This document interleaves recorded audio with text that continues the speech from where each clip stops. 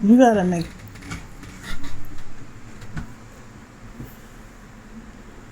Hello. So I'm sitting here like just trying to capture my thoughts. And this one might be a bit wild, and I don't know how long it'll be either, because I feel the need to share. So anyway, I'm sitting here thinking to myself that like you gotta feel it for yourself first, right? When you're a kid, your parents help you figure out what you feel, what you like and what you don't like based on the questions that they ask you, like how your day went. That's like one of the big parts. Being a parent is trying to help and guide a smaller human to help them recognize their feelings, how to deal with them appropriately, and what is an appropriate action, reaction, non-reaction, right? So that's why I think little boys have a hard time, because I don't know at what age kids separate themselves, right? And I'm talking in generalizations here. I understand and recognize and agree that there is a spectrum. But at some point, either because parents do it or kids do it naturally on their own, I don't know. Maybe there's a study out there. If there is, put it in the comments. But at some point, you as a kid say, no, I'm a girl and that's a boy, right? You are able to articulate that. And when that happens, how we see ourselves changes, right? We get a label applied to us and we accept it, right? A lot of us, the majority of us. And for the most part, most of us are cool with that. But, and it works out sometimes, and sometimes it doesn't. I recognize that. Anyway, my point is that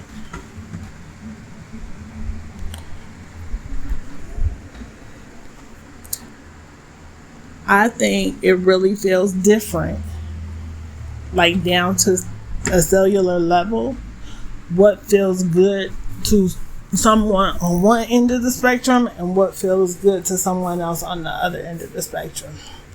And I say that because there are some people who do the BDSM stuff and they love it. It's they jam. And then there's some people who are like, no, I don't want to be touched that way. I think a lot of it has to deal with childhood trauma. And, what made you feel what? When did you get to choose? When were you forced for some people, right?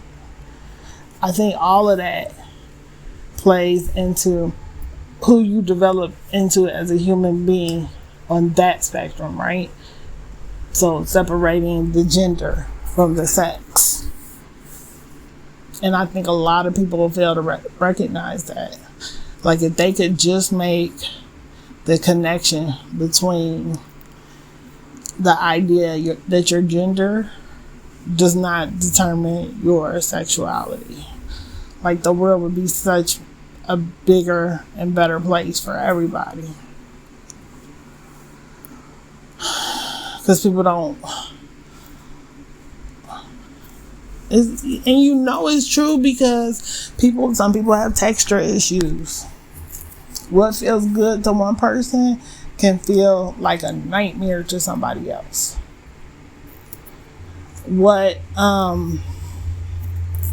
Right? So sometimes with your partner,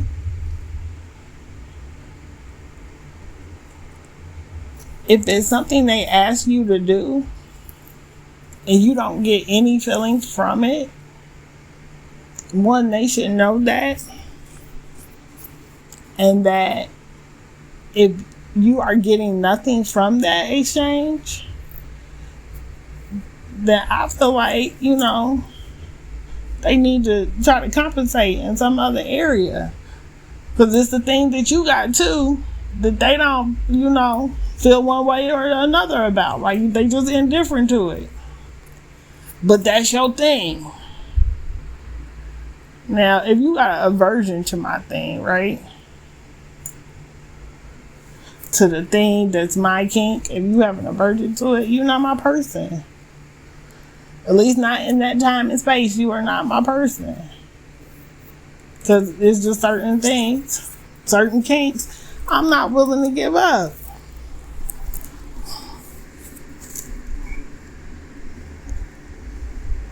That's me choosing me in a sexual context.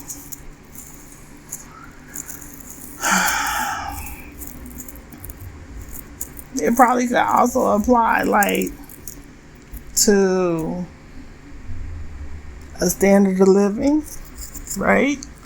I'm not willing to downgrade my current standard of living in order to be partnered with anybody.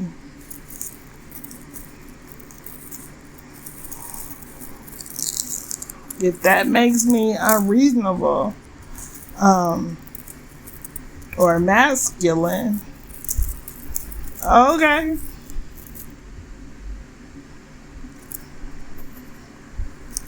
I'm not willing to downgrade like that.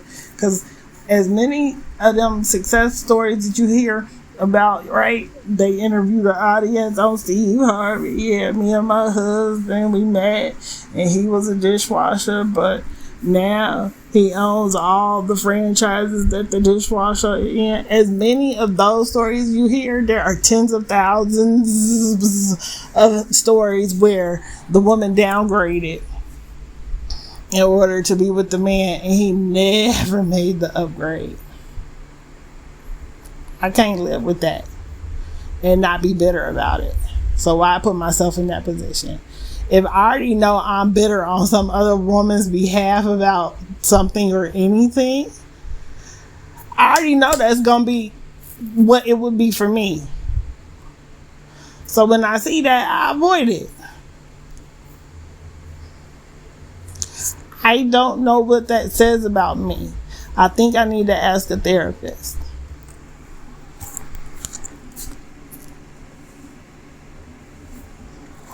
Yeah, I'm going to put that on my list to ask that lady. Like, what does that say about me? Is that a problem? Is my thinking there correct? These are the questions that I ask myself. Because sometimes I don't know. I'm just telling you what I know is right for me, Lene Rucker. So I have to go by my own standard first. My own set of ethics first. And then I say, now, is what I think and believe in agreement with the majority of whatever group that topic or whatever fits into. And then if it does, I go about my day. If it doesn't, I question myself again. But I also question society, like the general consensus that I don't agree with. Because then I'm like, is there something here that I'm missing?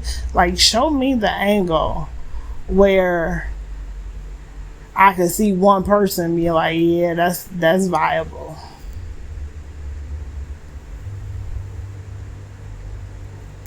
But some stuff I just be like, y'all tripping.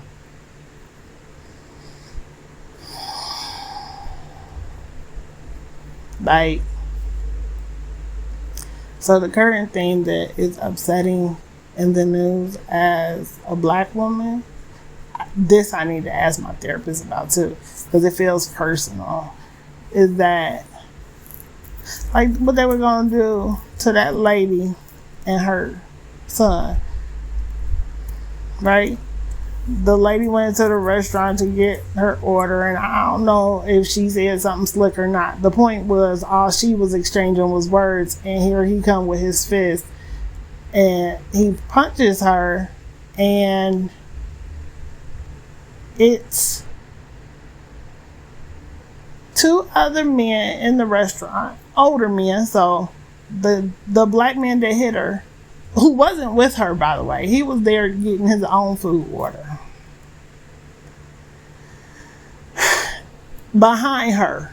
So she was in line first, whatever, trying to get her stuff right, go about her day. Apparently he was irritated. Maybe she was taking too long in his opinion, whatever. It's not justified. It don't even matter, because it ain't justified in no way. Anyway, she wasn't aggressive towards him. She claimed she wasn't aggressive in her words or her actions. And he swung on her and hit her at least 2 or 3 times. Her son at some point comes into the restaurant, and he's brought his mom's perfume, and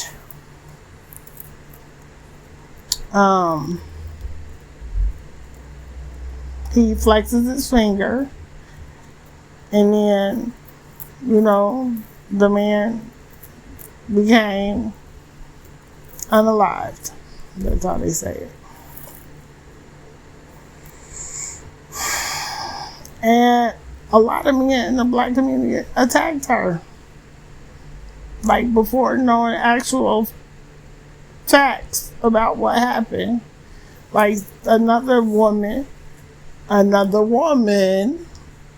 had to post a video in, like, complete format for people to see that this man hit her first, and then was gonna continue to hit her if didn't nobody stop him, and nobody stepped up to stop him, right? The older men who were there left the building. The young lady he was with was egging him on, or egging her on. It was weird. Nobody was going to help her except for her son. Like, the black men in the community didn't step up.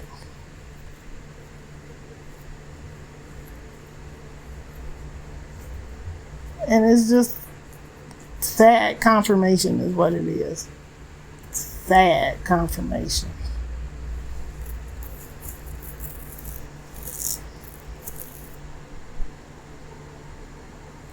Yeah.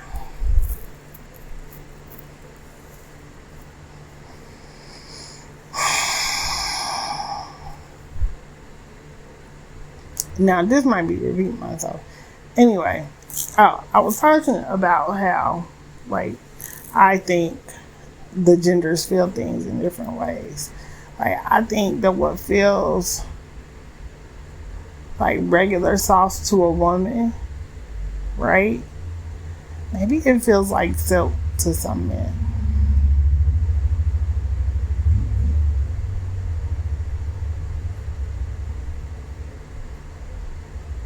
Probably men who work with their hands a lot, right? Men who are carpenters and stuff. Because I'm thinking, like, their sensitivity is probably very, very fine, which I would think of, like, men who have craftsman fingers who work with like watches, and men who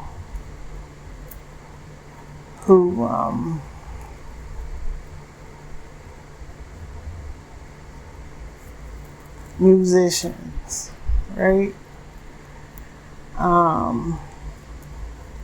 Like, people who feel vibration in their fingers all day. But it probably depends on what kind of vibration, right? Like, a musician's vibrations and the way that his fingers feel are going to be more sensitive to a woman's body compared to, like, a man who works construction and has a vibrating tool in his hand all day, every day. That man's touch is going to be rougher feeling for the woman. And for the man, from his perspective, I would assume that, like, regular soft feels probably like silky almost. Sometimes if you got, like, dead and nerved endings in your fingers.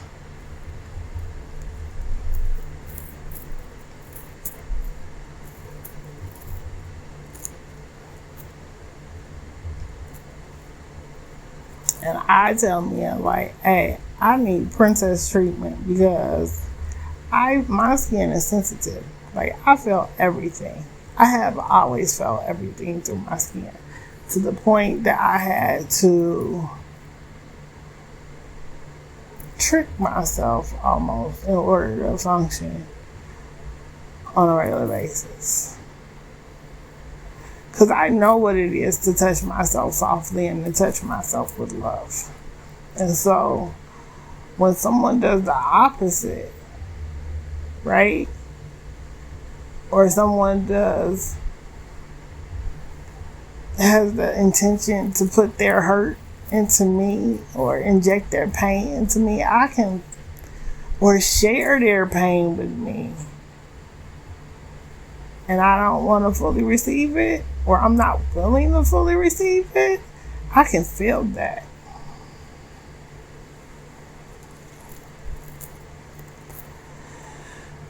Recently, I was in the park, and admittedly, I was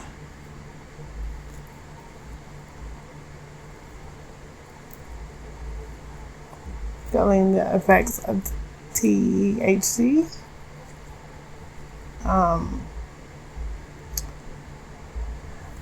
I was talking to her about some painful, traumatic stuff that I've lived through, some decisions that I've dealt with, some hard stuff, right? Her hard stuff, my hard stuff. And at one point, we were in a crowd, and it reminded me of like when I was younger, when I was in a crowd with friends and family or cousins, and we would hold hands and walk through the mass in the crowd at the park, and people would respect us and recognize that we were together and let us pass safely. Anyway. Oh, and that side, oh, I see it. Sorry, I just had a download. We use touch to communicate. We use touch to communicate. Through hugs, through handshakes, through how much pressure I apply to your skin. Like, if I notice the delicateness or the smoothness or the softness or the frailness of your skin, right? If I take the time to recognize that you are precious. I love when an older person lets me hold their hand. It's still one of my favorite things to know somebody who is older than me. Because that's what happens when you get older. You start to realize how fragile you are and how precious you are. And you stop taking so many risks with yourself at some point. Because you have to, you need to, or whatever. But you also at the same time stop doing all that you can. It's some kind of balance in there between doing all that you can and treating your body as a precious vessel. Anyway, when you get to that point, that's when you start to get fragile, right? And for you to trust somebody to hold your hand who you know is stronger than you, it's an enormous act of trust to hold somebody's hand who you know is physically stronger than you. Because I remember what it was to get my hand crushed as a child. Oh, it hurt so bad. To have my hand crushed as a child hurt so bad. Because those bones are sensitive and they still growing. Right? And you putting added pressure on small bones that are growing and changing.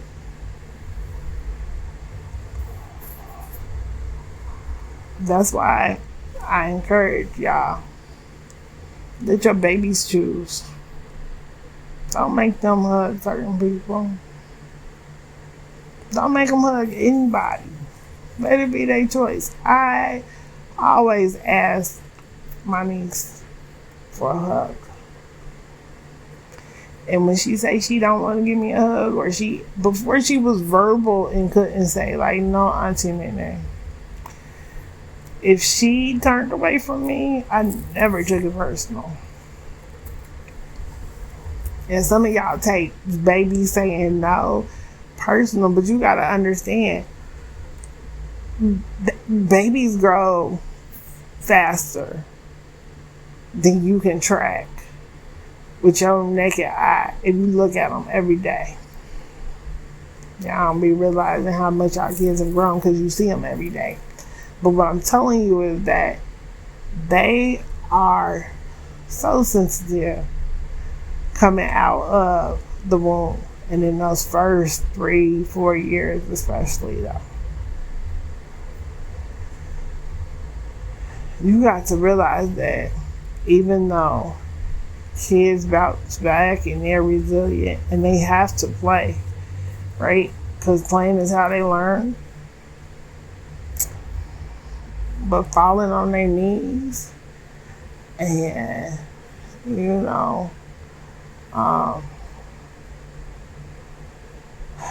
the air knocked out of them and, bouncing elbows off of cribs and headboards and whatever else, and not breaking bones or breaking bones. Like, they don't feel all of that in their bodies later. And so if a kid has had a hard day, or like I said, I go to ask my niece for a hug and she tell me no, I don't take that personal, because I don't know how many times she bumped her head that day, or how many times she hurt herself trying to learn to walk, or whatever the case may be, right? We already know that just because babies can't necessarily express pain does not mean that they don't feel pain.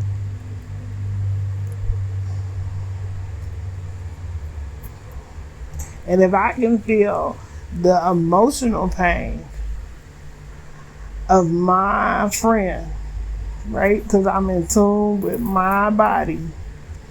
Like when she touched me in my hip area, that shit hurt so bad. In my root chakra, like at the base of my back, it hurt so bad. Like I wanted to cry out, but I didn't. I held it in for her because I understand. But baby, when I tell you everybody can't touch me, everybody can't touch me.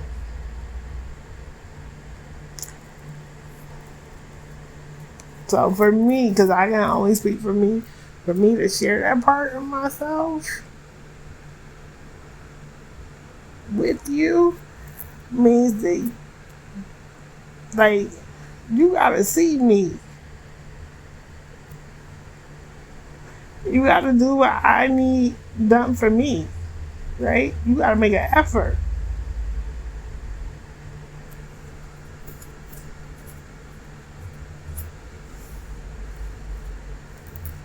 And I am a choosy lover.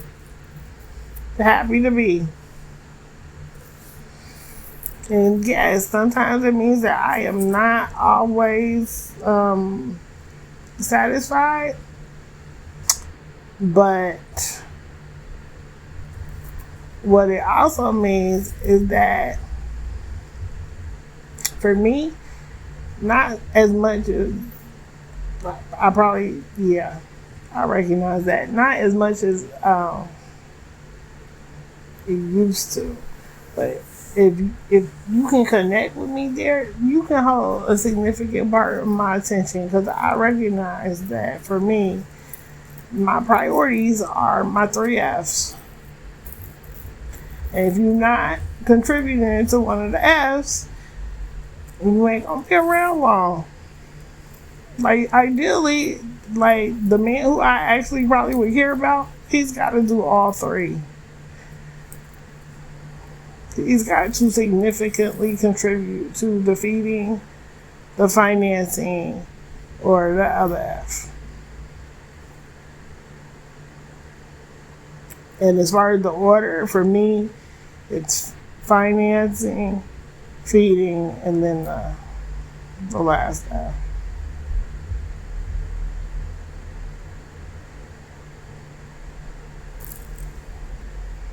That's just my standard. I ain't found no reason to change it so far. When I stick to the day I stick to my standard and I'm disappointed, that'll be the day that I consider lowering my standard. Because it ain't worked in the other way, in the reverse. Anytime that I have lowered the standard, not even a schmission, I'm telling you, it has not worked out. I learned something, for sure, but it still did not work out. I don't regret the learning. If anything, I resent the time and the energy that was spent. I think that's why dudes ask that question too. Like, what's the longest relationship you've been in? And I have to tell them, like, nah, baby, I don't waste time. Like, the longest relationship,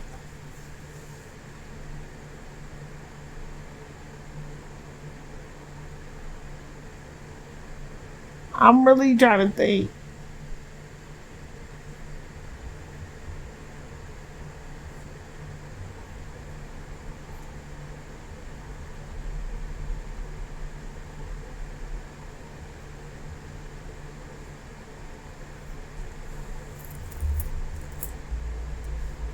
Maybe back in high school?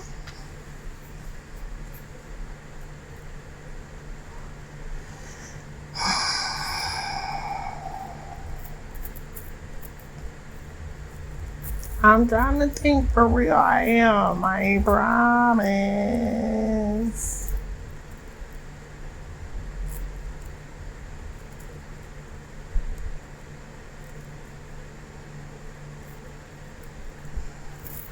My memory ain't the greatest. I think it might have been back in high school. Because I don't let people waste my time for long. I think that's the other thing too. Like, you know, some girls in high school had the same boyfriend all 4 years. And I'll be like, okay, girl. When I was in high school, I purposely, actually, was it on accident or was it on purpose?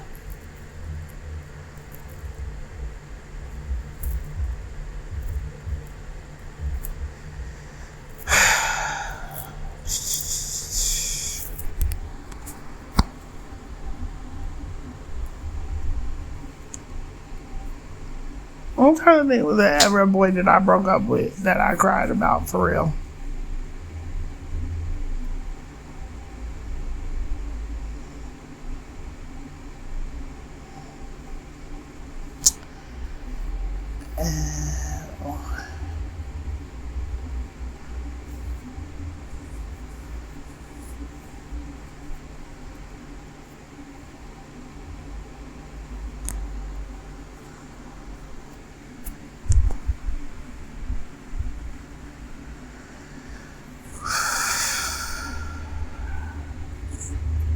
Maybe I should discuss this with the therapist too. I think on some level, I knew that the day that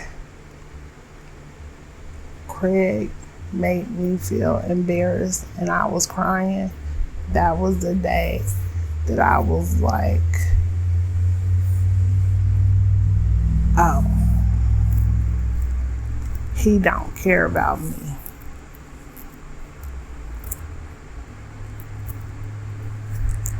And that's when I that's when I lost my loyalty to the idea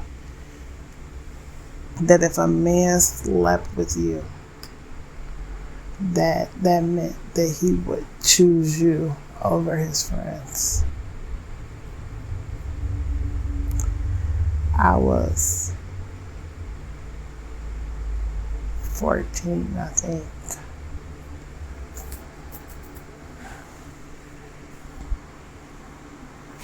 Yep. And it happened in a way that I also lost a little bit more respect for my sister because she laughed too.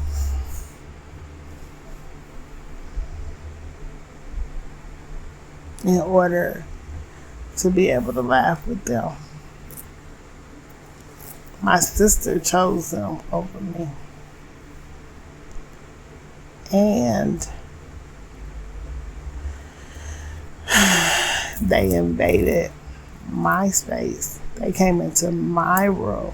They came when I was asleep. And exposed me in a way that I felt that was for everybody else's benefit but mine. Somehow I became the butt of the joke because they invaded my thoughts as far as how I wanted to record events in my life. It was either a planner or a diary that I had written down the day that I lost my virginity. Because for some reason, I was under the illusion that I would find that day important one day. That's how much I liked this boy. I was like, oh, I'm going to make sure I remember this date. Like when somebody asked me, do you remember when you did this or do you remember that? I purposely I was, writing down the dates.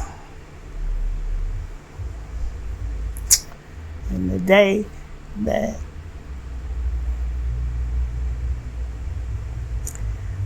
can I tell y'all that my sister encouraged my promiscuity because she let him into like my mom's apartment or whatever, and his cousin. And I think she was dating his cousin at the time, or at least they was fooling around. And like she knew he was my boyfriend or whatever, and I think she was cool with him, but I think what it was she might have been a little bit jealous, maybe she was jealous because he would do stuff for me. Like I had told him that I liked jewelry. And me at 13 years old, I got a boy to buy me a little pendant that had my initial on it. It was about the size of maybe at least a nickel. But it was gold, because I told him too. I was like, don't bring me no crap, because I'm going to have my mama tested and my grandfather and blah, blah, blah. You couldn't tell me nothing without no jewelry. So,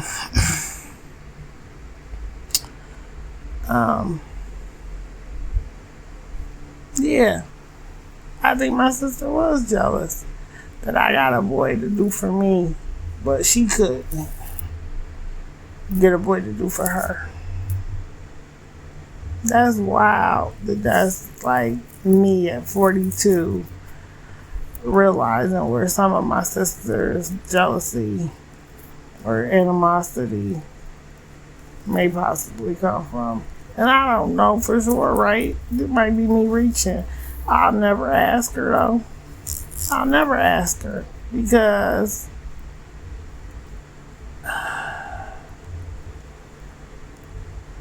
I'll never ask her because at this point it don't matter, right?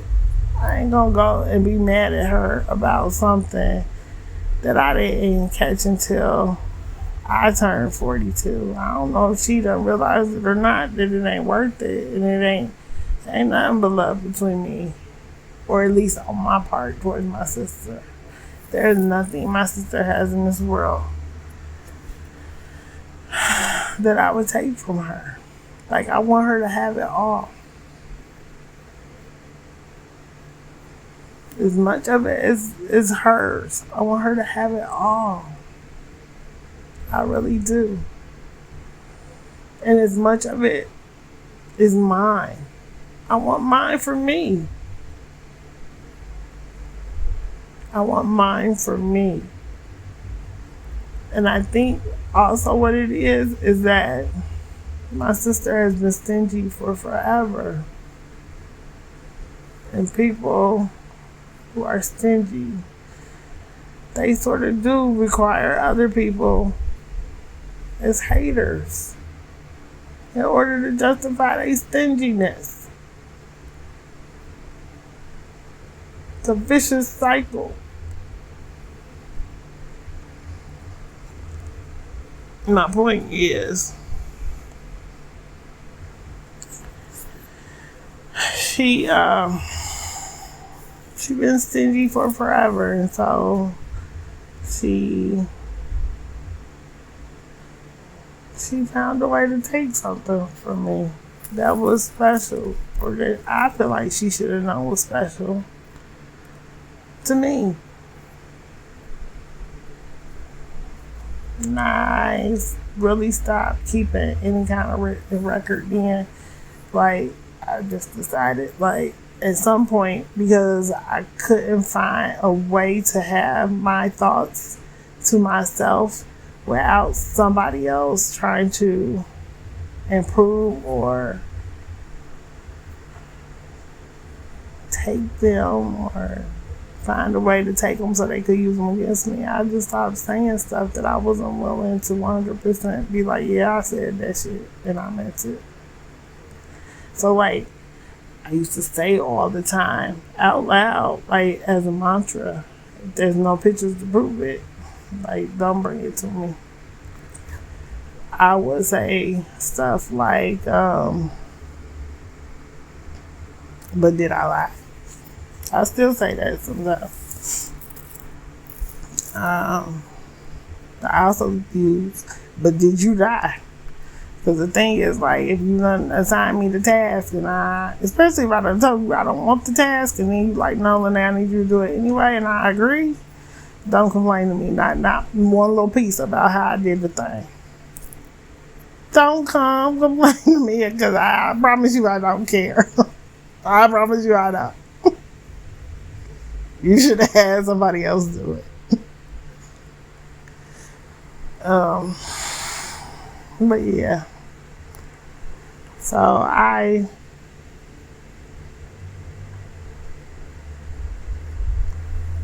one day, under the influence of THC, I don't know, I got a download. I told my friend, give me a journal for my birthday or for Christmas or something.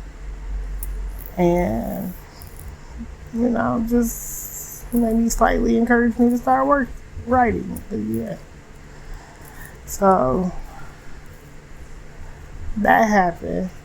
And I don't know, I've been probably not consistent with it. I haven't been consistent with that.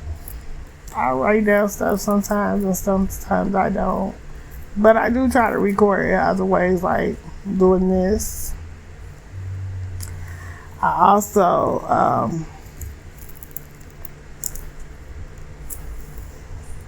some stuff I post to Facebook with Rooted 2020 under that. I'm gonna post this there. I'm about to do it right now. I don't think I've exposed any names, so we should be good.